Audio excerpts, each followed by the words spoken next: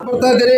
ಈ ಒಂದು ಕಾರ್ಯಕ್ರಮಕ್ಕೆ ಶುಭಾಶಯಗಳನ್ನು ತಿಳಿಸೋದಕ್ಕೆ ನಮ್ಮ ಶಾಸಕರ ಪರವಾಗಿ ನಾವೆಲ್ಲ ಏನು ಆಗಮಿಸಿದ್ದೀವಿ, ನಮ್ಮ ಮಾಜಿ ನಗರಸಭಾ ಅಧ್ಯಕ್ಷರಾದಂಥ MR ಮುರಳಿ ಅವರು, ನಮ್ಮ ನರಸಿಂಹರೆಡ್ಡಿ ಅವರು, ಗಣಪನವರು, ಶಂಕರ್ ಅವರು, ಮತ್ತೆ ನಮ್ಮ DRC ಅವರು, ನಮ್ಮ NR ಸತ್ಯಣ್ಣವರು, ನಮ್ಮ ಸಹಕಾರಿ ಯೂನಿಯನ್ ನಿರ್ದೇಶಕರು, ನಮ್ಮ ಸುಹಾಸ್ ಅವರು, ಎಲ್ಲರೂ ಸಹ ತಾವೆಲ್ಲರೂ ಇವತ್ತು ಏನು ಇಲ್ಲಿ ಒಂದು ಮನೋರಂಜನೆಯನ್ನ ಆಸ್ವಾದನೆ ಮಾಡ್ತಾ ಇದ್ದೀರಿ.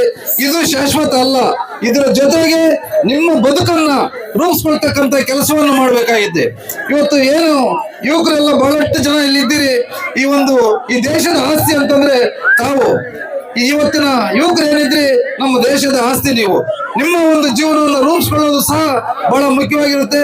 ಅದರಿಂದ ತಾವು ವಿದ್ಯಾಭ್ಯಾಸದಲ್ಲಿ ಹೆಚ್ಚಿನ ರೀತಿ ತೊಡಗಿಸ್ಕೊಂಡು ನಿಮ್ಮ ಒಂದು ಗ್ರಾಮಕ್ಕೆ ಒಳ್ಳೆಯ ಕೀರ್ತಿಯನ್ನು ತರಬೇಕಾಗಿದೆ.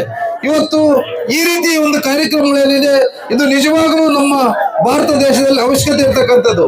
ತಮ್ಗೆಲ್ಲ ಗೊತ್ತಿದೆ, ಮೊದಲೆಲ್ಲ ಪ್ರಪಂಚ ಹೇಳ್ದಂಗೆ ಭಾರತ ಕೇಳಬೇಕಾಗಿತ್ತು. ಇವತ್ತು ಭಾರತ ಹೇಳ್ದಂಗೆ ಪ್ರಪಂಚ ಕೇಳ್ತಾ ಇದೆ. ಅದಕ್ಕೆ ಕಾರಣ ನಮ್ಮ ಸಂಸ್ಕೃತಿ, ನಮ್ಮ ಕಲೆ, ಏನೇ ರೀತಿ ನಮ್ಮ ಒಂದು ಸಾಂಸ್ಕೃತಿಕ ಕಾರ್ಯಕ್ರಮ ಆಧಾರ ಆಗಿದೆ. ಇಡೀ ಒಂದು ಧರ್ಮದ ಏನು ನಮ್ಮ ಒಂದು ಭಾರತದ ಸಂಸ್ಕೃತಿ ಏನು ಭಗವದ್ಗೀತೆ ಇದೆ, ಅದರ ರೀತಿ ಯಾವ ರೀತಿ ಆಧಾರ ಆಗಿದೆ.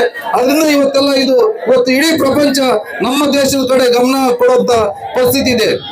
ಅದರಿಂದ ಏನು ಈ ತಾಯಿ ಸಲ್ಲಾಪುರ ಜಾತ್ರೆಯಲ್ಲಿ ತಾವೆಲ್ಲರೂ ಈ ಒಂದು ಕಾರ್ಯಕ್ರಮದಲ್ಲಿ ಮನರಂಜನೆ ಮಾಡ್ತಾ ಇದ್ರಿ.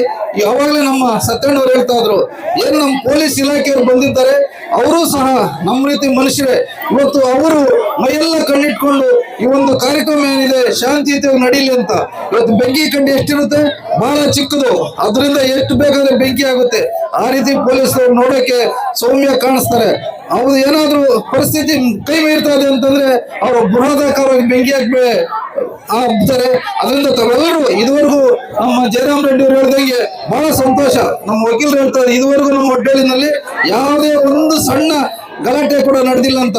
ಅದು ಆ ಊರಿಗೆ ಇರ್ತಕ್ಕಂಥ ಒಂದು ಕೀರ್ತಿ, ಅದನ್ನ ತಾವೆಲ್ಲ ಉಳಿಸ್ಕೊಂಡ್ ಬರ್ಬೇಕಂತ ಹೇಳ್ತಾ ಇದನ್ನ ಮಾತು ಮುಗಿಸ್ತಾ ಇದೀನಿ. ಜೈ ಸಲ್ಲಾಪುರಮ್ಮ.